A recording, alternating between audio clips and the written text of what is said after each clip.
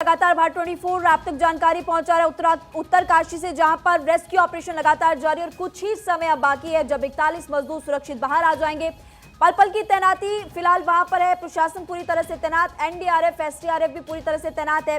और उत्तरकाशी से राहत की खबर क्या है ये आप जान लीजिए। सभी 41 मजदूर पूरी तरह से सुरक्षित है और देखिए सबसे महत्वपूर्ण बात कि वहां पर एनडीएमए के सदस्य भी अब पूरी तरह से अलर्ट हो चुके हैं। 10 मीटर की मैनुअल खुदाई 24 घंटे में की गई है और कुछ देर पहले आप सुन भी रहे थे एनडीएमए के सदस्य क्या कुछ जानकारी दे रहे थे। उनकी तरफ से बताया गया कि रेस्क्यू में कई बाधाएं आई, लेकिन हमारे जो अधिकारी थे वो पूरी तरह से तैनात दिन रात लगे रहे और इस बाबत अब सुरंग के अंदर 41 मजदूर जो फिलहाल फंसे हुए हैं जल्दी ही वो बाहर आने वाले हैं। लगातार आपको हम जानकारी दे रहे हैं कि इस वक्त किस तरह से प्रशासन की तैनाती है। वहां पर आप देख सकते हैं कि सभी 41 मजदूरों को बाहर निकालने के लिए प्रशासन मुस्तैद और सुरंग के अंदर की अगर बात की जाए 4 एम्बुलेंस इस वक्त वहां पर है। सुरंग के बाहर 37 एम्बुलेंस का काफिला पूरी तरह से तैनात। चिनूक हेलीकॉप्टर की भी तैनाती फिलहाल यहां पर की गई है ताकि अगर किसी मजदूर की तबीयत ज्यादा खराब हो जाती है तो उनको एयरलिफ्ट किया जाएगा और वहां से एम्स में उनको रेफर किया जाएगा, जहां पर अभी भी अस्पताल में पूरी तरह से व्यवस्थाएं पूरी कर ली गई है। देखिए टनल के अंदर एम्बुलेंस के अलावा स्ट्रेचर और गद्दे भी पहुंचा दी गए हैं। वो तस्वीरें भी आपको दिखाएंगे। फिलहाल आप देखिए टनल की तस्वीरें जहां पर लगातार टीमें पूरी तरह से तैनात है। मुख्यमंत्री खुद वहां पर मौजूद है और इस बाबत आपको बता दें कि अन्य राज्यों की मुख्यमंत्री अगर बात करें, उत्तर प्रदेश के मुख्यमंत्री योगी आदित्यनाथ भी इस पूरे मामले को लेकर पैनी नजर बनाए हुए हैं। खुद प्रधानमंत्री मोदी की अगर बात करें तो पल पल की जानकारी प्रधानमंत्री मोदी ने भी ली थी और यहां पर बात यह भी आपको बता रहे हैं कि पश्चिम बंगाल से भी टीमें यहां पर भेजी पश्चिम बंगाल की मुख्यमंत्री ममता बनर्जी ने, क्योंकि पश्चिम बंगाल के भी मजदूर फंसे हुए, झारखंड के मजदूर फंसे, उत्तर प्रदेश के भी और हिमाचल का भी एक मजदूर फिलहाल फंसा हुआ है। श्रमिकों को निकालने के लिए और घर वापसी के लिए टीमें फिलहाल यहां पर तैनात कर दी गई है और उनकी मदद के लिए कौन कौन से अधिकारी यहां पर तैनात किए गए वो भी भारत 24 इस वक्त आपको अपनी स्क्रीन पर बता रहा है। 3 तस्वीरें जो इस वक्त काफी ज्यादा महत्वपूर्ण हो जाती है। पहली तस्वीर आपको लगातार हम दिखा रहे हैं जहां पर प्रशासन मुस्तैद है। दूसरी तस्वीर अंदर की जहां स्ट्रेचर और गद्दे फिलहाल लगा दिए गए, जैसे मजदूर बाहर आते तो उनका मेडिकल चेकअप यहां पर किया जाएगा। और तीसरी तस्वीर आप देखिए चिनूक हेलीकॉप्टर की तैनाती यहां पर की गई है ताकि अगर मजदूरों की तबीयत खराब होती है तो उनको तुरंत यहां से एयरलिफ्ट किया जाएगा। टनल के अंदर एम्बुलेंस के अलावा स्ट्रेचर गद्दे तैनात, यहाँ पर अस्पताल भी बनाया गया और यहाँ पर रेस्क्यू के बाद मजदूरों को रखा जाएगा। और सबसे बड़ी बात कि 30 से 35 किलोमीटर दूरी चिन्याली सौड़ भी है जहां पर मजदूरों को सबसे पहले ले जाया जाएगा और जिन मजदूरों की तबीयत ज्यादा खराब होगी उनको फौरन एयरलिफ्ट करते हुए एम्स ऋषिकेश भेजा जाएगा। चिन्याली सौड़ हवाई अड्डे पर चिनूक हेलीकॉप्टर तैनात किए गए हैं और किसी की तबीयत ज्यादा बिगड़ती तो देखिए उनको वहां से एयरलिफ्ट किया जाएगा और दूसरी तस्वीर में आपको साफ तौर पर नजर आएगा भी। और पहली तस्वीर जहां पर मेडिकल टीमें पूरी तरह से मुस्तैद है। जैसे ही मजदूर बाहर आते हैं सबसे पहले उनकी चेकिंग की जाएगी, उनका चेकअप होगा और उसके बाद आगे के लिए व्यवस्थाएं पूरी कर ली गई है। एनडीएमए की टिप्पणी आपको बता रहे, प्रधानमंत्री का पूरा डायरेक्शन मिला। वो कह रहे हैं कि रेस्क्यू पूरा होने में अब कुछ ही घंटे यहाँ पर लगने वाले हैं और सबसे बड़ी बात कि रैट माइनर्स ने एक महत्वपूर्ण भूमिका इस ऑपरेशन में निभाई है। मजदूरों को 48 से 72 घंटे मॉनिटरिंग में रखा जाएगा, क्योंकि आप देख सकते हैं कई दिन तक वो अंदर बंद रहे और इसीलिए उनको मॉनिटरिंग में रखा जाएगा। 2 घंटे से ज्यादा वक्त से टनल के अंदर सीएम धामी खुद मौजूद है और वो भी फिलहाल इंतजार कर रहे हैं। और ये भी आपको हम लगातार बता रहे हैं कि कहां पर दिक्कतें आई हैं, लेकिन अब दिक्कतों की बात नहीं होगी, बात सिर्फ अच्छी होगी क्योंकि खुशखबरी जल्दी ही सामने आने वाली। पाइप को काटने का काम फिलहाल किया जा रहा है और सबसे महत्वपूर्ण बात कि एनडीएमए के सदस्य ने खुद ये बताया कि 2 मीटर अगर और आगे जाएंगे तो आर पार हो जाएंगे, यानी कि मजदूरों तक हम पहुंच जाएंगे। देखिए पहली तस्वीर इस वक्त जो आपकी टीवी स्क्रीन पर है, उत्तरकाशी से लाइव तस्वीर हम आपको दिखा रहे हैं और खुद हमारे सहयोगी अक्षय राय क्योंकि वहां पर मौजूद है। अक्षय ने हर जानकारी, हर तस्वीर सबसे पहले आप तक पहुंचाई है और अभी भी फिलहाल ये लाइव तस्वीर हम आपको दिखा रहे हैं और इन्हीं तस्वीरों से आपको अंदाजा लग जाएगा कि जैसे मजदूर बाहर आते हैं तो सबसे पहले हम आप तक जानकारी पहुंचाएंगे और दूसरी तीसरी तस्वीर में आपको फिलहाल प्रशासन की तरफ से जो व्यवस्थाएं और तैनाती की गई है वो लगातार आपको हम बता रहे हैं। इससे पहले सिलक्यारा साइड से हॉरिजॉन्टल ड्रिलिंग में लगे हुए रैट माइनर्स हादसे के 17वें दिन देखिए दोपहर 1:20 पर खुदाई करते हुए पाइप से बाहर आते हुए नजर आए थे। इसलिए यहाँ पर रेड माइनर्स की काफी महत्वपूर्ण भूमिका रही है और सभी उनके जज्बे को सलाम भी कर रहे हैं। साथ ही आपको बता रहे हैं हम लगातार सेना और रेड माइनर्स को बाकी ड्रिलिंग के लिए भी बुलाया गया है, लेकिन अब बस कुछ ही देर और लगने वाली है। ये भी आपको बता रहे हैं उत्तर प्रदेश के 8, उड़ीसा के 5, हिमाचल 1, झारखंड के 15 मजदूर अंदर फंसे हुए। झारखंड के लोगों की तस्वीर भी कुछ देर पहले आपने देखी थी, जिन लोगों के परिवार वाले फिलहाल अंदर फंसे हुए हैं, उन्होंने राहत की सांस ली। मिठाइयां यहां पर बांटी गई है और 400 घंटे रेस्क्यू का काम किया गया। ये 2 तस्वीर इस वक्त आपकी टीवी स्क्रीन पर उत्तरकाशी से आपको दिखा रहे हैं। 10 मीटर की मैनुअल खुदाई भी यहां पर की गई, जो कि 24 घंटे में पूरी की गई, क्योंकि मशीनों ने जवाब दे दिया था, कटर टूट गया था और अन्य राज्यों से जो मशीनें मंगवाई गई थी, बुलाई गई थी, उन्होंने भी जवाब दे दिया और अंत में काम रेड माइनर्स आए, जिन्होंने मैनुअल खुदाई यहां पर की। और फिर अब बस कुछ ही देर और अच्छी खबर जल्दी ही आपकी टीवी स्क्रीन पर होगी।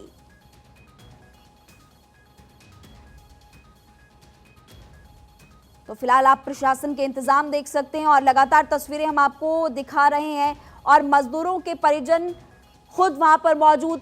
आप ये भी देख सकते हैं कि उत्तरकाशी के जो लोग हैं वो भी इस वक्त खुद वहां पर मौजूद है और वो भी दुआएं कर रहे हैं, प्रार्थना कर रहे हैं, इंतजार कर रहे हैं कि कब अच्छी खबर सामने आए और 41 मजदूर जो पिछले 17 दिनों से फिलहाल फंसे हुए वो जल्दी से जल्दी बाहर आ जाए। तो देखिए 3 तस्वीरें इस वक्त आपकी टीवी स्क्रीन पर और पाइप को काटने का फिलहाल काम लगातार जारी है और सभी 41 मजदूर अंदर सुरक्षित बताए जा रहे हैं। सुरंग के अंदर इस वक्त 4 एम्बुलेंस मौजूद है। सुरंग के बाहर 37 एम्बुलेंस का काफिला इस वक्त तैनात किया गया है। पश्चिम बंगाल की मुख्यमंत्री ममता बनर्जी ने भी यहाँ पर अपनी टीम भेजी हुई है। बंगाल के लोगों की मदद के लिए एक टीम उत्तरकाशी उन्होंने भेज दी है और जल्दी वो टीम भी यहाँ पर फिलहाल पहुंचने वाली है। भारत 24 लगातार हर जानकारी आप तक पहुंचा रहा है। इस खबर की जानकारी देखिए पहले दिन से लेकर अब तक लगातार हर तस्वीर भारत 24 ने आप तक पहुंचाई है और श्रमिकों को निकालने घर वापसी में भी टीमें लगातार मदद के लिए तैनात यहां पर है।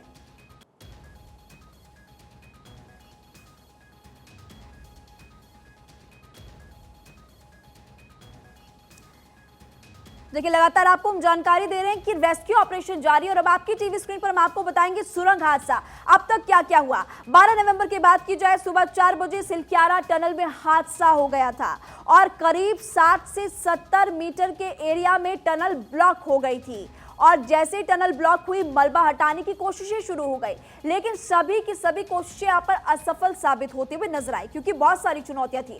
मजदूरों को पाइप से ऑक्सीजन और खाना पानी मुहैया करवाना भी एक चुनौती थी, लेकिन 13 नवंबर तक उन तक ये सारी चीजें पहुंचाई गई।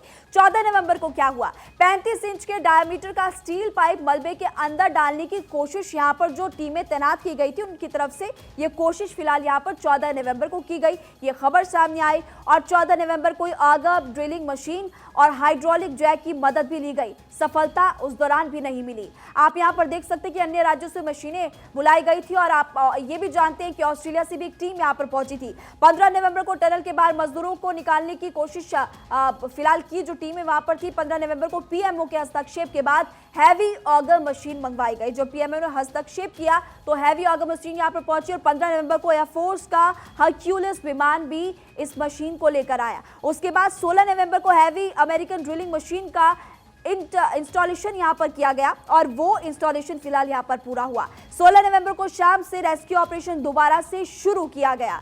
16 नवंबर में देखिए 40 इंजीनियर्स और ड्रिलिंग एक्सपर्ट और साथ ही मशीन ऑपरेटर रात भर रेस्क्यू में लगे रहे, लेकिन फिर भी सफलता नहीं मिल पाई। 17 नवंबर को सुबह तक 24 मीटर की ड्रिलिंग पूरी हो पाई थी, क्योंकि कई चुनौतियां यहां पर वैसे भी पहाड़ों में बहुत चुनौतियां होती है। और 17 नवंबर की अगर बात करें तो पत्थर आने से ड्रिलिंग रुक गई और बाद में उसके रेस्क्यू शुरू किया गया। पत्थर लगातार आ रहे थे और आपने देखा कि भूस्खलन भी अंदर हो रहा था।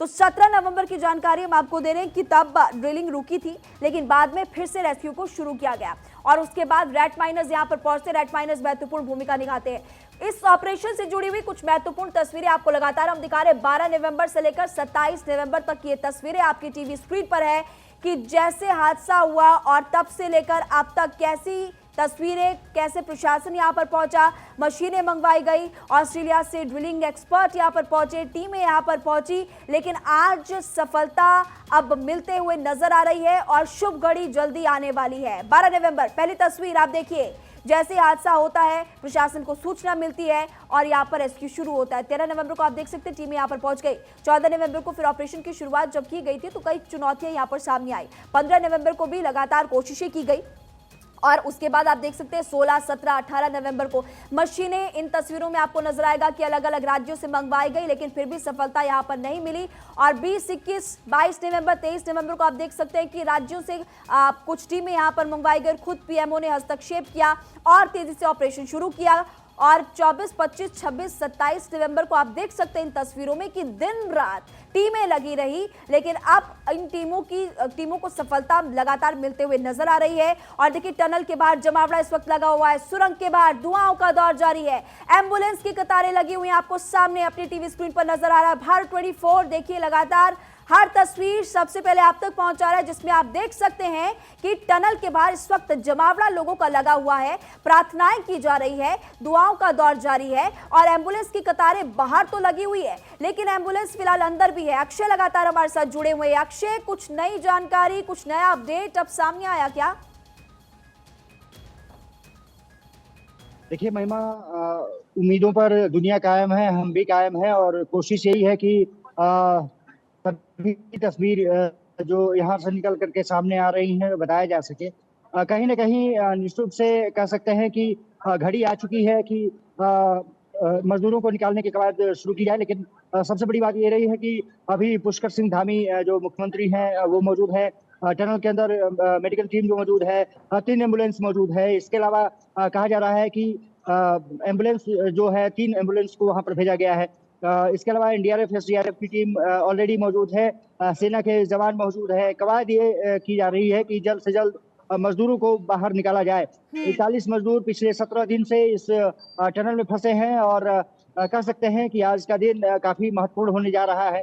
जिस तरह से तस्वीरें सामने आई हैं वो निश्चित रूप से कह सकते हैं कि काफी महत्वपूर्ण है, क्योंकि ये देखा जा रहा है कि जिस तरह से पिछले 17 दिन से 41 मजदूर यहाँ पर फंसे थे, आज उनके परिजनों पर निश्चित रूप से कह सकते हैं कि जो चिंता की लकीरें थी वो मिटती हुई दिखाई दी हैं।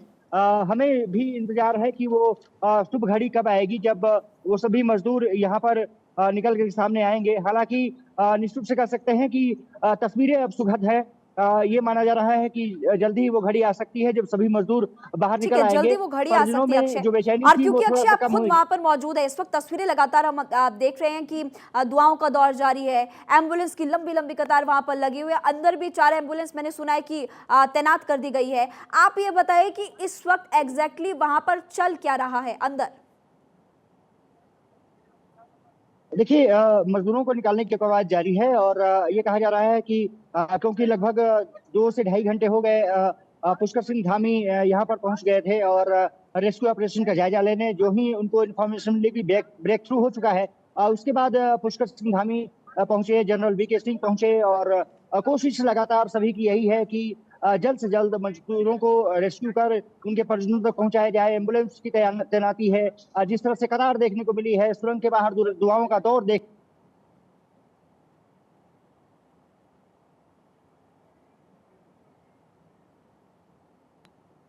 ठीक है, लौट रहे अक्षय आपके पास। फिलहाल देखिए तस्वीरें आपको लगातार हम दिखा रहे हैं और अक्षय क्योंकि खुद इस वक्त वहां पर मौजूद है और अक्षय ये जानकारी दे रहे हैं कि लगातार काम चल रहा है और अच्छी खबर जल्दी आने वाली है, थोड़ी दूरी रह चुकी है और जैसे ही मजदूरों के पास पहुंचते हैं तो सबसे पहले जो टीम वहां पर अंदर गई है वो गाइडलाइन देगी, वो बताएगी कि कैसे आपको बाहर आना है। और खबर ये है जो सबसे ज़्यादा महत्वपूर्ण कि हर एक मजदूर को निकालने के लिए मिनिमम कम से कम 3 से 5 मिनट लगेंगे, यानी एक मजदूर को निकालने में 3 से 5 मिनट और ऐसे में कुल 41 मजदूरों को निकाला जाएगा। सबसे महत्वपूर्ण बात यह भी है कि जिनकी तबीयत ज़्यादा खराब होगी उनको सबसे पहले बाहर निकाला जाएगा और उसके बाद प्राथमिकता के आधार पर ही मजदूरों को बाहर निकाला जाएगा। चिनूक हेलीकॉप्टर इस वक्त वहाँ पर तैनात किया गया है और जिन मजदूरों की तबीयत ज़्यादा अगर बिगड़ जाती है तो उनको एम्स शिफ्ट किया जाएगा। इसके अलावा चिन्यालीसौड़ अस्पताल अगर बात की जाए 30 से 35 किलोमीटर दूरी पर है और सबसे पहले मजदूरों को वहां पर रेफर किया जाएगा। पहले तो देखिए जैसे ही मजदूर बाहर निकलते हैं उनका अंदर ही इलाज होने वाला है, पहले उनका मेडिकल चेकअप अंदर ही होगा और उसके बाद उनको जो पास में अस्पताल पड़ता है लगातार 30 से 35 किलोमीटर दूर उनको वहां पर ले जाया जाएगा। और अगर मजदूरों की तबीयत और ज़्यादा खराब, जिसकी भी तबीयत ज़्यादा खराब होती है, उनको एयरलिफ्ट किया जाएगा और एयरलिफ्ट करते हुए उनको चिनूक हेलीकॉप्टर से ले जाते हुए एम्स फिलहाल शिफ्ट किया जाना है। देखिए, तस्वीरें लगातार हम आपको दिखा रहे हैं और ये तस्वीरें इस वक्त सबसे ज़्यादा महत्वपूर्ण इसलिए है क्योंकि 12 नवंबर से लेकर 27 नवंबर तक मेहनत बहुत हुई है। दिन रात रेस्क्यू ऑपरेशन में एनडीआरएफ, एसडीआरएफ, सेना, पुलिस प्रशासन पूरी तरह से मुस्तैद नजर आया और कोशिशें बहुत की गई।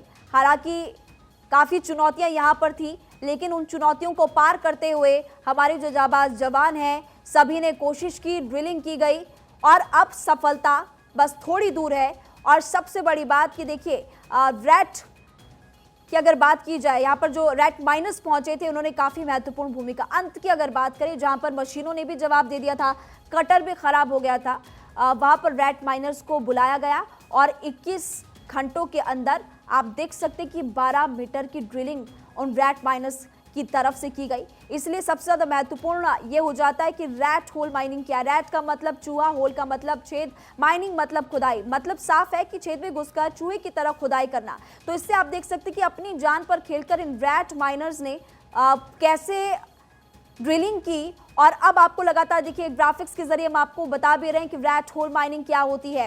रैट का मतलब चूहा, होल का मतलब छेद, माइनिंग मतलब खुदाई। मतलब साफ है कि छेद में घुसकर चूहे की तरह खुदाई करना। इसमें पतले से छेद से पहाड़ के किनारे से खुदाई शुरू की जाती है। पोल बनाकर धीरे धीरे छोटी हैंड ड्रिलिंग मशीन से ड्रिल किया जाता है और हाथ से मलबे को बाहर भी निकाला जाता है। 2 रैट माइनर्स अंदर थे जो ड्रिलिंग कर रहे थे। मलबा निकालने के लिए बाहर 4 रैट माइनर्स थे, उन्होंने मलबा निकाला और उसके बाहर फिर और रैट माइनर्स तैनात थे। और सबसे बड़ी बात कि 2-2 घंटे का समय था। 2 घंटे 2 रैट माइनर्स ने ड्रिलिंग की और उसके बाद जब वो थक जा रहे थे तो वो बाहर आ रहे थे और बाकी 4 में से 2 फिर अंदर जाकर ड्रिलिंग कर रहे थे। तो इस तरह से आप देखिए, इस कठिन ऑपरेशन को अंजाम दिया गया और तब जाकर ये ड्रिलिंग पूरी की गई है। टनल एक्सपर्ट्स लगातार नजर बनाए हुए थे और उन्होंने कहा कि पहाड़ ने हमें विनम्र रहना सिखाया है। अक्षय के साथ दोबारा संपर्क हो चुका है। अक्षय, आप लगातार जानकारी दे रहे थे, आप हमें बता रहे थे कि इस वक्त वहां पर फिलहाल क्या कुछ चल रहा है। आप अपनी बात पूरी कीजिए।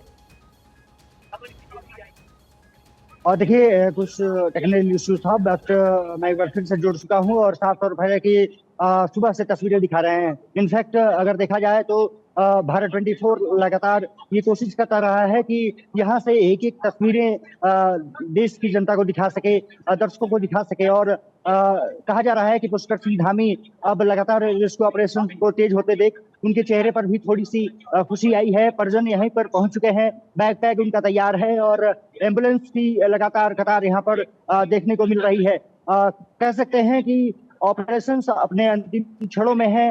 कभी मजदूरों का बाहर निकलना शुरू हो सकता है और उसी वक्त का हम भी इंतजार कर रहे हैं। महिमा, सबसे बड़ी बात ये रही है कि पिछले कई दिनों से जिस तरह से तस्वीरें निगेटिव आ रही थी, इनफैक्ट काफी लोगों की उम्मीदें टूट रही थी, लेकिन अब एकदम उम्मीदें एक तरफ से जाग पड़ी है। यहाँ के स्थानीय लोग भी हैं, उन्होंने भी यहाँ पर आकर के रेस्क्यू ऑपरेशन को देखने का मन बनाया, देखा भी। लेकिन अब वो भीड़ जो है वो छटने लगी है, क्योंकि जानते हैं कि पहाड़ में ठंड की दस्तक बहुत तेज है और यहाँ भी ठंड पड़ने लगी है, तो वो अपने घरों की तरफ शिफ्ट होने लगे हैं। लेकिन रेस्क्यू ऑपरेशन लगातार जारी है। ये जो तस्वीरें हैं उत्तरकाशी टनल की, यहाँ पर देख सकते हैं पुष्कर सिंह धामी की गाड़ी अभी भी वही मौजूद है, उनका पूरा जो काफिला है वो मौजूद है। हालांकि तस्वीरें अंदर की सुखद बताई जा रही हैं। इंतजार उस वक्त का करना होगा जब मजदूर यहाँ से निकलना शुरू होंगे।